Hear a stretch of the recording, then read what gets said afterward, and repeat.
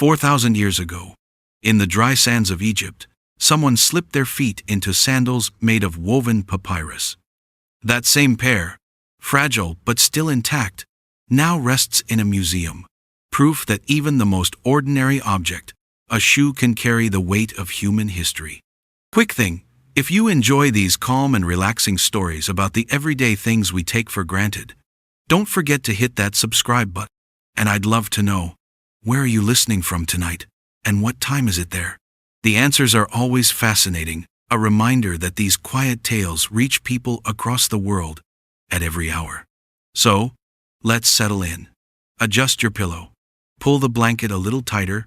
Breathe slowly.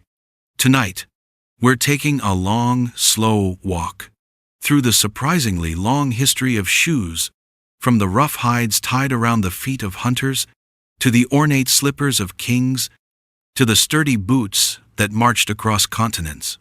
The very first shoes were not about fashion. They were about survival. Imagine walking barefoot over frozen ground, the icy soil cutting into your skin, every step leaving a raw wound. Imagine crossing sharp volcanic rock, the jagged edges biting deep into your soles. The earliest people realized quickly that the foot needed a barrier, something to absorb the bite of the earth. And so they began with the simplest materials: animal hides, softened with fat, wrapped around the foot and tied with strips of sinew. Crude, awkward, but life-saving. Archaeologists discovered one of the oldest known shoes in a cave in Armenia. Over 5,000 years old, it was made of a single piece of cowhide, shaped carefully around the foot, laced with leather cords, and stuffed with dried grass for insulation. Think about that for a moment. 5,000 years ago, someone stood in a cold cave, picked up a piece of hide, packed it with grass, and tied it tight around their ankle. That moment, that small action, is the ancestor of every shoe you own today. Shoes evolved differently in every land. In deserts, where heat was the enemy, people wove sandals from reeds or palm leaves. In icy regions, hunters sewed fur boots, lining them with moss or straw to keep out the cold. In wetlands, wooden clogs lifted the foot above mud and water. Every terrain shaped its own solution. Shoes, in this way, became mirrors of the environment, telling us not only how people lived, but where they lived. But shoes also carried meaning. In Egypt, sandals were more than protection. A pharaoh's sandals were decorated with gold, with precious stones, with symbols of conquest. Some even had images of enemies painted on the soles, so that every step literally crushed those who opposed him. Ordinary people walked in woven sandals, simple and fragile. But the king's steps told the world of power and dominance. In Mesopotamia, shoes appeared in early art and writing. Leather sandals, sometimes turned up at the toe, became markers of wealth. To walk barefoot was to be poor, or to show humility. To wear shoes was to declare status. In some cultures, entering a temple meant removing your shoes, a gesture of respect, of leaving the dust of the world behind. That small ritual has survived across religions for thousands of years. Even in prehistory, shoes were connected to identity. Hunters wore boots lined with fur, adapted to their winters. Farmers used straw shoes that could be remade quickly when they wore out. Traders carried sturdier sandals designed to last through long journeys. Imagine a marketplace 5,000 years ago. A farmer trudging in rough sandals, a merchant arriving in better leather, a nobleman passing with finely crafted shoes. Even without words, their footwear told the story of who they were. Shoes were also deeply personal. Because they touched the body so closely, they often carried symbolism. Some cultures placed shoes in graves so the dead would not walk barefoot into the afterlife. In others, old shoes were kept as charms, tokens of good luck. In Northern Europe, people once hid shoes inside the walls of houses, believing they would protect the home from evil spirits. A simple object, yet bound with superstition and meaning. Think about how intimate shoes are. They hold the imprint of our steps, the wear of our journeys, the dirt of our roads. Every crease, every scuff tells a private history. And so it was 5,000 years ago, and so it is today. In ancient Greece, shoes began to take on forms that feel familiar even today. The most iconic was the sandal. Flat soles, made of leather, secured to the foot with thongs or straps that wound across the instep and around the ankle. They were simple, practical, and suited to the hot Mediterranean climate. But even sandals carried meaning. Philosophers were often depicted in plain sandals, a sign of modesty and reason. Soldiers laced heavier versions, designed to endure long marches. Actors on stage wore kothornoi high, thick-soled boots that made them appear taller and more imposing. Shoes, in Greece, could be symbols of humility or of grandeur. A sandal with many straps might suggest wealth, because leather was expensive. A poor farmer, by contrast, might walk barefoot most of his life, his feet hardened by fields and stones. In fact, bare feet themselves became symbolic. To go barefoot was sometimes a mark of poverty, but at other times a sign of piety. Certain rituals required removing shoes, offering bare skin to the sacred ground. The Greeks even associated shoes with storytelling. In some myths, sandals carried magical qualities. Hermes, the messenger god, wore winged sandals that could carry him across the sky. These images lingered, showing that even in mythology, shoes were seen as extensions of power and identity. The Romans inherited much from the Greeks, but expanded and refined it. Roman footwear became incredibly varied. The most famous was the caliga, the heavy hobnailed boot of the legionary soldier. Thick leather soles, reinforced with iron studs, gave traction and durability across miles of road. A Roman soldier might walk 20 miles a day, carrying his pack, and his boots were his greatest defense against the wear of that march. Without them, an army could not move, and without movement, Rome itself could not expand. Imagine the sound of thousands of soldiers marching down a stone-paved road. The rhythm of their boots striking the ground echoed like thunder, a sound that carried Rome's power across Europe, Africa, and Asia. Those hobnails left their mark literally. Archaeologists have found ancient Roman roads still scarred with the impressions of iron-studded soles, tiny footprints of an empire left behind in stone. Civilians had their own styles. The calceus was a closed shoe, often dyed in different colors to mark social status. Senators wore red or black shoes. Magistrates wore white. Emperors sometimes wore shoes in purple, the color of ultimate authority. Even the shape of the strap could signify rank, a visual code read instantly by anyone who understood it.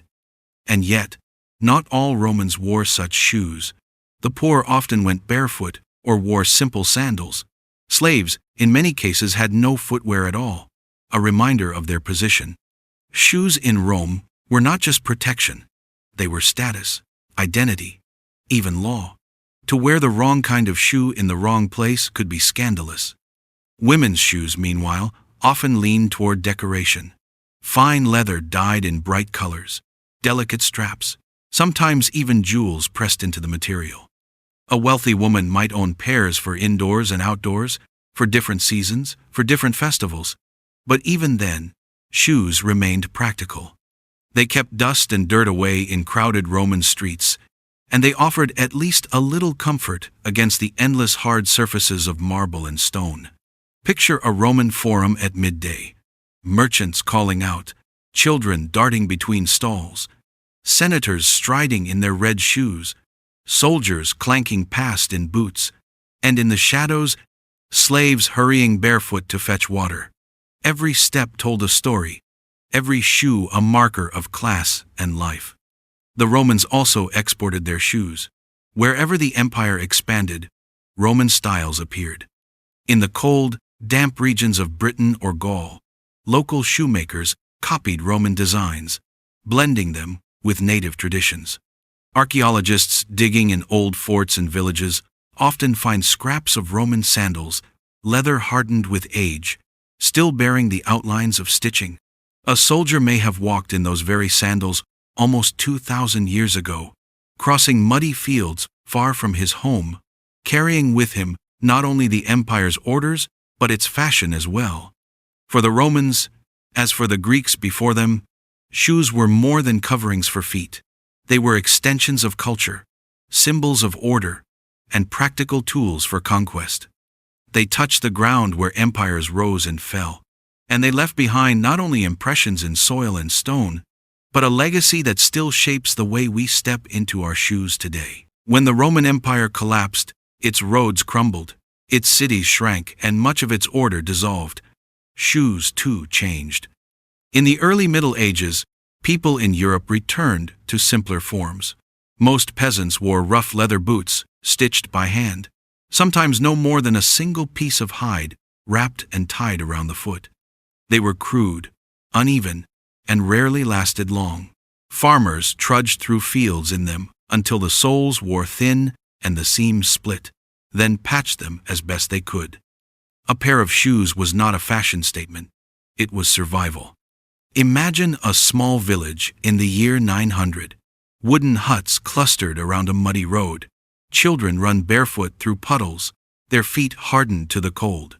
Their father wears boots patched with scraps of hide, the stitches thick and visible. Their mother wears the same, her shoes stiff from years of wear, reshaped with each repair. No one owned many pairs. One pair might last for years, patched again and again, until the leather was more stitch than skin. Shoes in this period were deeply tied to class. The poor wore what they could make or trade for, usually plain leather, brown or black, practical above all. Nobles and clergy, however, began to see shoes as a place for ornament.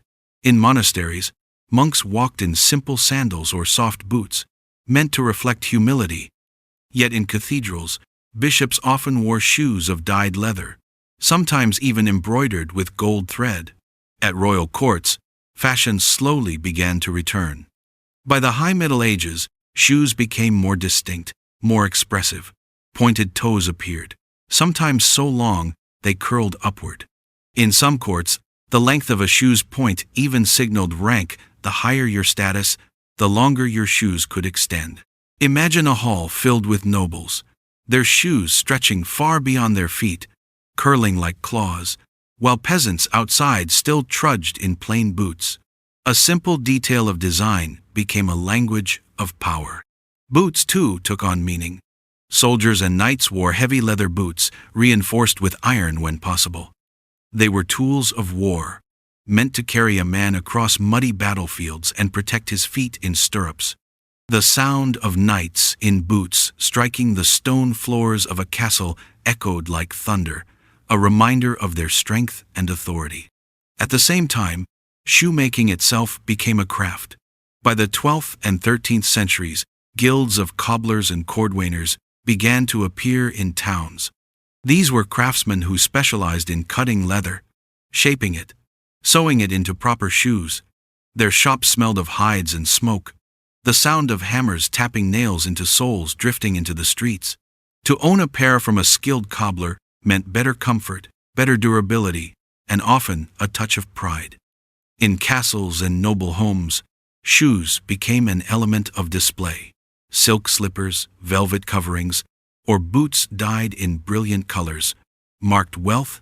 At banquets, when guests removed cloaks and gloves, shoes too were noticed. A nobleman might lift his robe just enough to reveal embroidered slippers, as soft as pillows. A lady might show the faintest glimpse of red-dyed leather beneath her gown as she stepped forward to dance. In a world where fabric itself was costly, shoes became a stage for wealth. And yet, even at the highest levels, shoes had limits.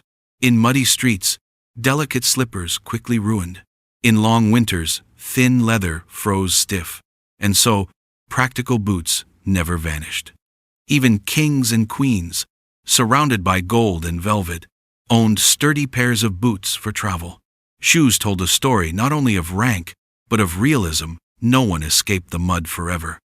Shoes also found their way into ritual and superstition.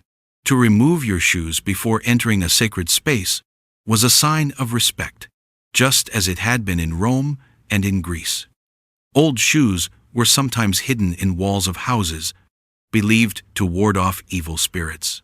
In stories and folk tales, shoes often carried magic, from the seven-league boots of fairy tales to the glass slipper of later legend. Picture a medieval street at dusk, torches flickering, merchants closing stalls, the air filled with smoke and the smell of animals. A monk in sandals passes a nobleman in pointed shoes, a soldier clomps past in heavy boots, a barefoot child runs between them all.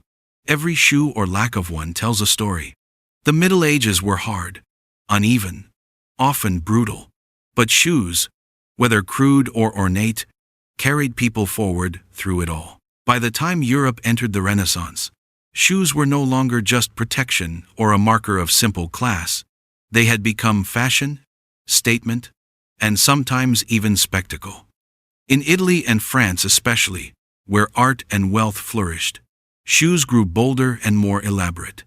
Every step in a palace courtyard or down a cobblestone street spoke of style, taste, and power. One of the most striking innovations of this period was the high heel.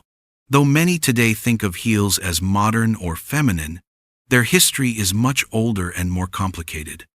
In the 16th century, Persian riders wore shoes with small heels to secure their feet in stirrups.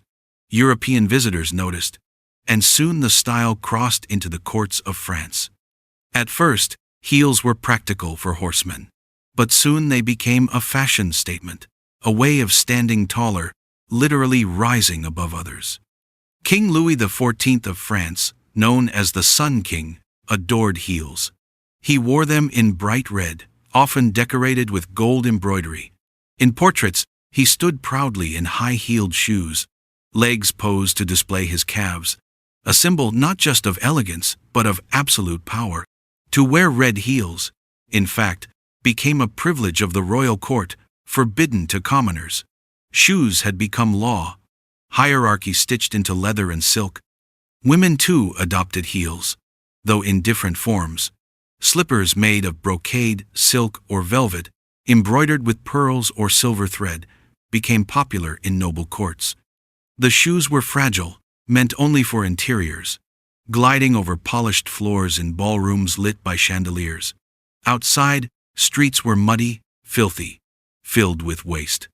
But inside palaces, shoes could be as delicate as jewelry, made for display rather than durability. In Venice, an extraordinary style appeared: the chopine. These were platform shoes, sometimes so tall that women needed attendants to help them walk. Some rose over 20 inches high, turning every step into a slow, deliberate performance. To wear chopines was to declare wealth not only because they were expensive, but because they made walking so impractical that only someone who lived a life of leisure could afford them. Imagine the sight: a noblewoman moving slowly, supported by servants, her towering shoes making her appear both grand and untouchable. Elsewhere, fashion followed different paths. In England, sturdy leather boots remained common, especially for men of the gentry and for soldiers. Hunting boots, riding boots, travel boots, all practical but often polished and decorated to signal refinement. A gentleman might walk into a tavern with boots polished to a shine, spurs jingling softly, a sign not only of wealth but of status. Meanwhile, shoemaking itself advanced. Craftsmen developed new tools for cutting and shaping leather. Last's wooden molds carved to the shape of a foot allowed shoes to be made more consistently. Soles became layered, stitched more tightly, built to last longer. In towns and cities, cobblers' shops multiplied, and shoes became a trade, an economy of their own. But still, shoes told stories of difference. The poor often wore simple clogs of wood, heavy and uncomfortable, but durable against endless work. Farmers trudged in them through fields, the sound of wood striking earth. In cities, apprentices and laborers wore rough boots, patched and repatched until they could be worn no more. A single pair might carry them through years of toil, every scar on the leather a mark of labor. Contrast this with the courts of Florence or Paris, where shoes sparkled with jewels, where heels lifted nobles higher, where chopines turned walking into theater. The divide between classes was visible in every step. Shoes also entered rituals of life and love. In many European traditions, shoes played a role in marriage. A bride might receive a special pair for her wedding day, often decorated or blessed. In some regions, guests threw old shoes at the departing couple, a gesture meant to bring good fortune.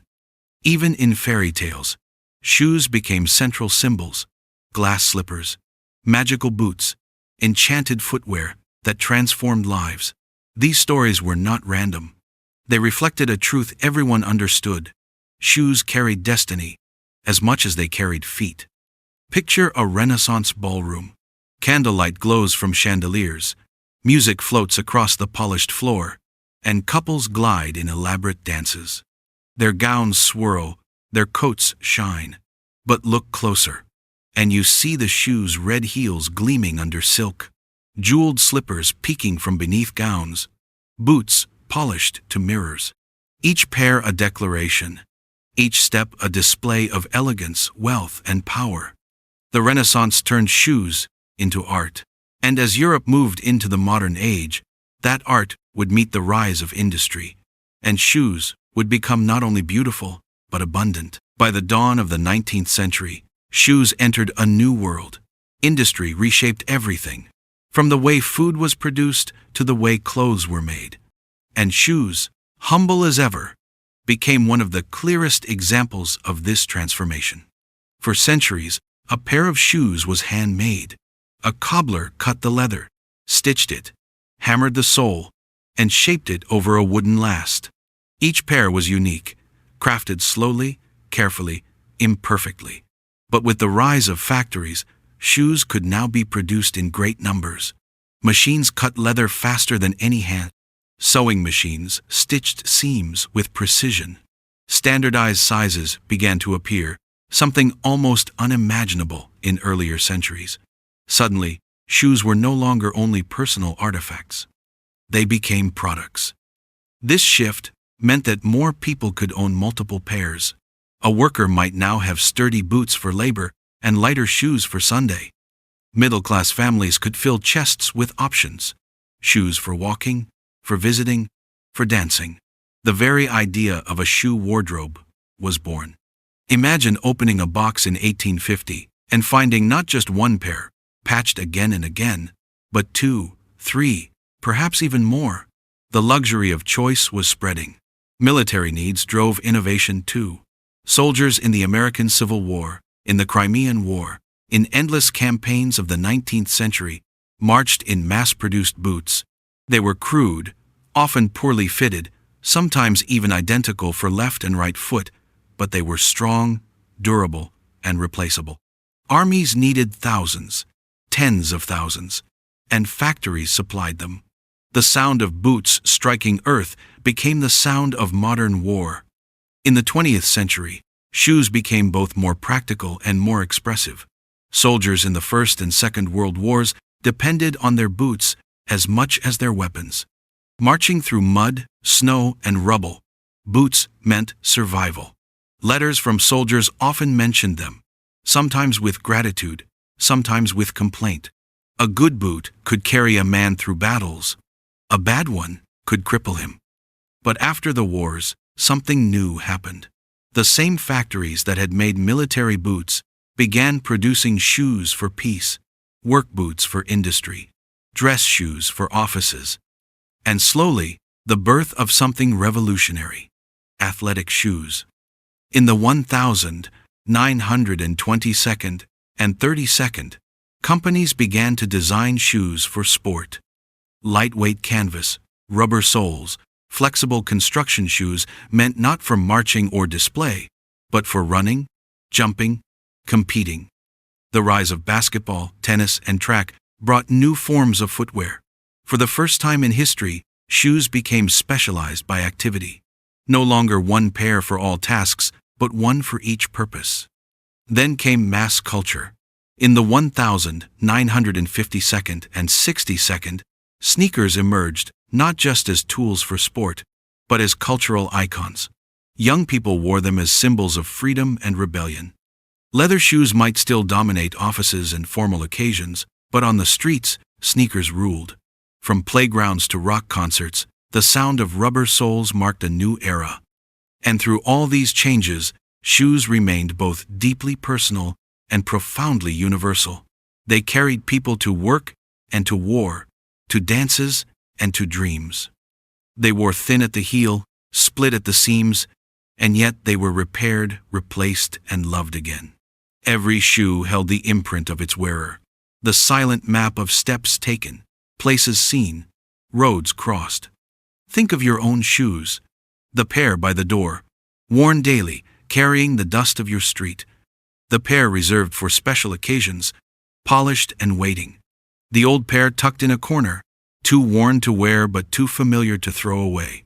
Each one is part of your story, as much as any diary or photograph. From hides packed with grass in a cave to jeweled slippers in a ballroom, to sneakers laced tight on city streets, the history of shoes is the history of us. Every step of civilization, every road of empire, every dance of joy, has been carried forward by shoes. And tonight, as you drift into sleep, remember, even the most ordinary pair beneath your bed carries within it thousands of years of footsteps. Shoes have carried us through every chapter of history.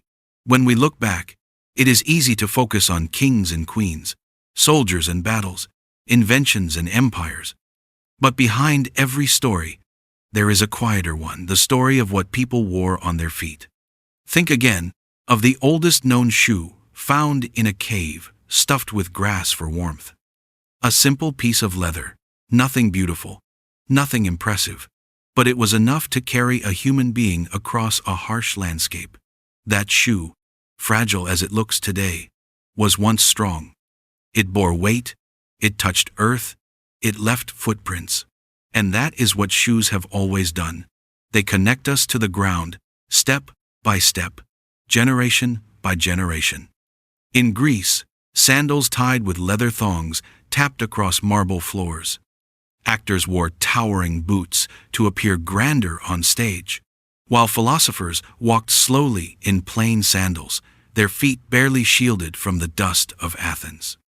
Shoes there were as symbolic as they were practical. Simplicity for some, power for others. In Rome, the sound of iron-studded boots shook the empire. Legionaries marched across continents, their hobnailed soles striking the stone roads in thunderous unison. Civilians wore their own versions, each style marking rank, wealth, and office. For a senator, the color of his shoe spoke before his mouth ever opened.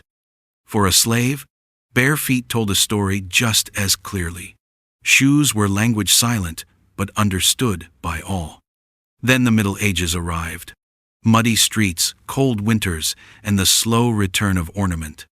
Peasants trudged in rough boots, patched and stiff, while nobles strutted in pointed shoes that curled like talons. Monks padded in sandals through silent cloisters, their humility contrasting sharply with the bright leather of bishops in cathedrals. Shoemakers organized into guilds, turning their craft into tradition. Every sound of hammer on leather echoed centuries of labor. The Renaissance lifted shoes into spectacle. Kings wore red heels that glowed like fire. Queens balanced on chopines so tall they could barely walk. And nobles displayed silk and velvet as if their very feet were jewels. Shoes no longer just touched the earth. They proclaimed power, identity, dominance. To wear certain shoes was to claim a place in the world. To be denied them was to be denied that place.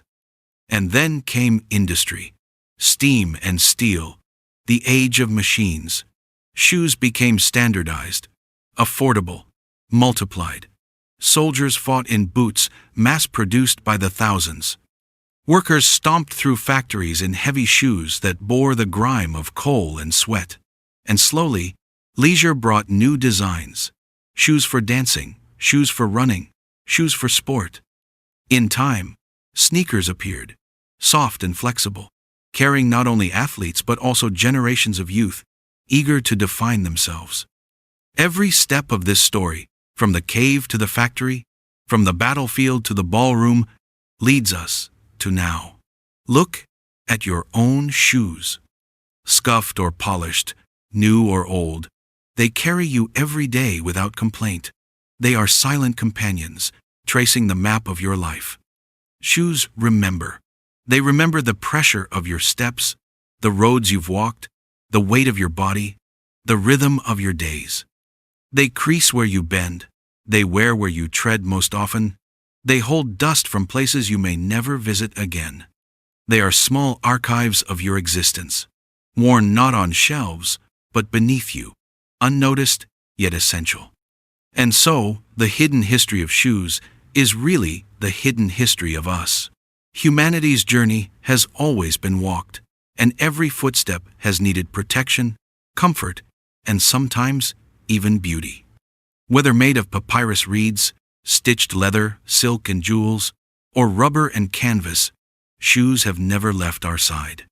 So as you drift off tonight, imagine those footsteps quiet in the sand, loud on stone roads, soft on velvet floors, heavy in muddy trenches, light on basketball courts. Footsteps stretching backward for thousands of years, always carried by shoes. And tomorrow, when you lace or slip on your own pair, remember, you are continuing a story older than history itself.